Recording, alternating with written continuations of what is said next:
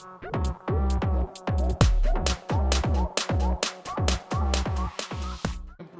po, gusto ko lang sabihin na thank you po sa pag-share ng talent nyo sa entablado ng The Voice Generations.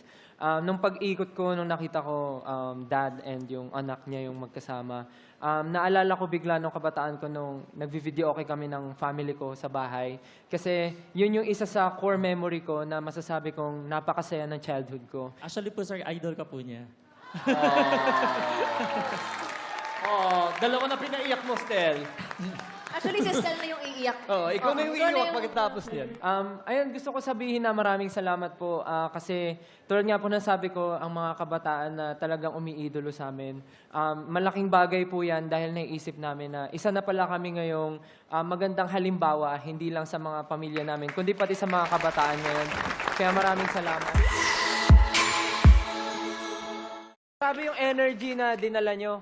Actually, pagpasok nyo pa lang, yung mga nasa tabi ko, uy, sila pala yun, sila yun, gumagano sila. Sabi ko, sino ba tong mga to? Nakaka-curious Sabi ko naman. nga, it's a prank. It's a prank. Because Tapos ang daming bumubulong dito sa gilid ko, press mo na, press mo na, press mo na. Ang dami mga bias dyan. Sabi ko nga sa kanila, sila na lang kaya dito. Ako ang nagustuhan ko po kasi talaga, to be honest yung energy nyo nandun, and then yung quality nandun, tapos meron kayong star quality na dinala sa audience. Kasi nung pagpasok nyo talagang tilian sila, talagang, ang reason lang na hindi ako nag-turn, kasi may hinahanap ako. Pero sabi ko sa isip ko, gusto ko sila mapasok sa show, pipindutin ko ba to o hindi. Tinitignan ko si Coach Julie and si Coach Chito. Ready na sila pumindot. Sabi ko, pipindot ako, pag malapit na mag-end, walang pumipindot. Ako yung kukuha sa inyo. Pero, thankful ako na pumindot si Coach Chito.